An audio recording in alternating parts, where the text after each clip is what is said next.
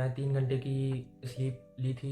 25 के 413 के इस रेस में भी मैं पीछे रह गया। जो पेपर आया था वो मॉडरेट था। मैं कई दिनों से ठीक से सोया नहीं हूँ और मेरी बॉडी बिल्कुल हीट अप हो जाती है फिर OMR फिल करने के बाद। So hi guys, good evening and welcome back to my another video.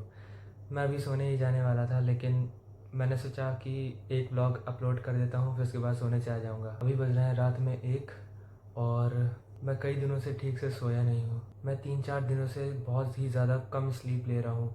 रोज़ रात में 5 बजे तक जगता हूँ, मतलब दिन के 5 बजे तक। व्लॉग शूट करने के बाद, उसको एडिट करने के बाद, उसको अपलोड करने के बाद फिर जाके सोता हूँ और मेरी बॉडी बिल्कुल हीट अप हो जाती है, बिल्कुल गर्म हो जाती है। और कल भी मैंने रात में 5 बजे तक वीडियो एडिटिंग की और अपलोड किया और फिर उसके बाद रात में 5 बजे सोने के बाद सुबह दिन के 8 बजे मैं उठ गया था, क्योंकि मुझे 8 से 9 के बीच में तैयार होकर के 9 से 10 के बीच में अपने कॉलेज जा कर के एडमिट कार्ड लेना था। और फिर उसके बाद 10 से 11 का जो बफर टाइम था मेरा, वो मैंने रख लिया था और 11 बजे से लेकर के 1 बजे तक मेरा एग्ज़ाम था।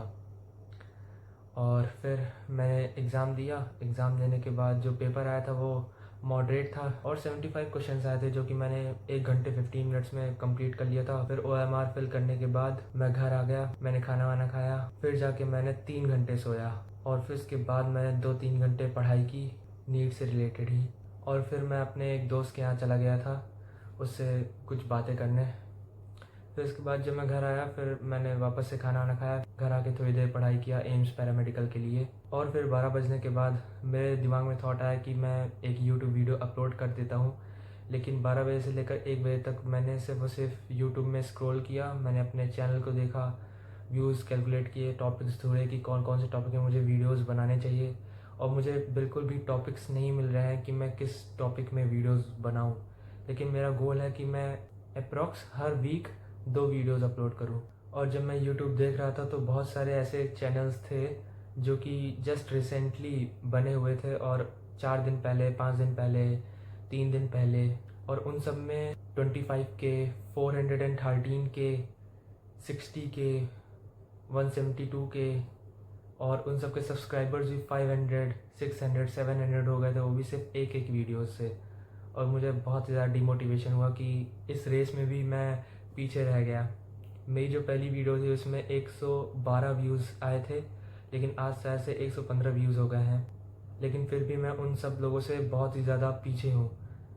लेकिन उनके चैनल में सिर्फ एक ही वीडियोज़ अपलोड हुई है। और मैंने जब ChatGPT से पूछा था, या फिर और भी जितने ट्रेंड्स होते हैं उन सबको अगर मैं देखूँ, तो बहुत सारे जो कंटेंट क्रिएटर होते हैं जो नई नई वीडियो या फिर नया नया यूट्यूब ज्वाइन करते हैं और वीडियोस बनाना स्टार्ट करते हैं, वो पहली वीडियो बनाने के बाद ही ड्रॉप कर देते हैं। और ChatGPT ने भी मुझे बताया था कि अप्रॉक्स 90% जो यूट्यूबर होते हैं वो अपनी पहली वीडियो बनाने के बाद ही उसे ड्रॉप कर देते हैं। फिर उसके बाद उनका चैनल कभी भी ग्रो नहीं करता या फिर डिक्लाइन चला ही जाता है।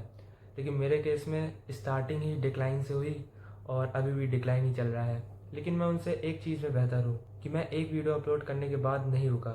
मैंने लगातार मेहनत करता गया और मैं आज अपनी 13th वीडियो रिकॉर्ड कर रहा हूँ। I am 1 step ahead of them. लेकिन पास्ट में मैंने कुछ ऐसी मिस्टेक्स कर दी जिसके कारण कि मैं -100 स्टेप्स चला गया। मेरी सबसे पहली गलती तो ये थी कि 5th या 6th जनवरी के बाद मैंने एक भी वीडियोस अपलोड नहीं की अनटिल नीट। और इसके कारण मेरा चैनल बिल्कुल से डेड ही हो गया था। अप्रॉक्स 106 या 107 डेज़ तक मैंने एक भी वीडियो अपलोड नहीं की थी यूट्यूब पे।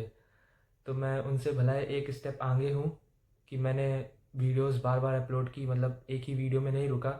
लेकिन मैं इन लोगों से पीछे भी हो गया हूँ, क्योंकि मैंने एक बहुत ही लंबे समय तक वीडियोस अपलोड नहीं की थी अपने चैनल में। लेकिन मुझे इतना उदास नहीं होना चाहिए इस चीज़ पर।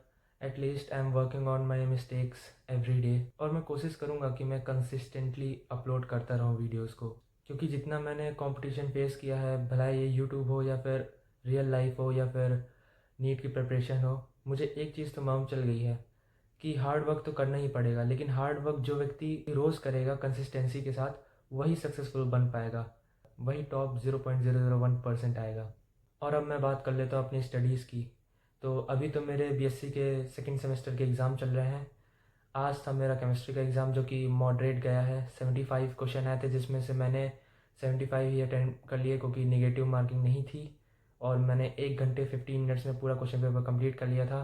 और रही बात बाकी के एग्ज़ाम्स की, तो 15 तारीख को मेरा होगा जूलॉजी का एग्ज़ाम, उसके 2 दिन बाद यानी कि 18 तारीख को होगा मेरा बॉटनी का एग्ज़ाम, और लास्ट में बचेंगे 2 माइनर एग्ज़ाम्स जो कि मैं दे दूँगा 23 तारीख तक। और बात करूँ मैं एम्स पैरामेडिकल के एग्ज़ाम की प्रिपरेशन की, तो मैंने आज उसके लिए सिर्फ 5 घंटे की ही पढ़ाई की है। और आज मैं लाइब्रेरी नहीं गया क्योंकि मैं बहुत ही ज़्यादा थक गया था और सिर्फ मैं 3 घंटे की स्लीप ली थी। लेकिन कल से रोज़ लाइब्रेरी रेगुलर जाया करूँगा। So that is for today's vlog. इस व्लॉग को यहीं पे एंड करते हैं। और मैं सोचा नहीं था कि आज मैं व्लॉग करूँगा, लेकिन फिर भी मैंने एक वीडियो अपलोड कर दी। बाय।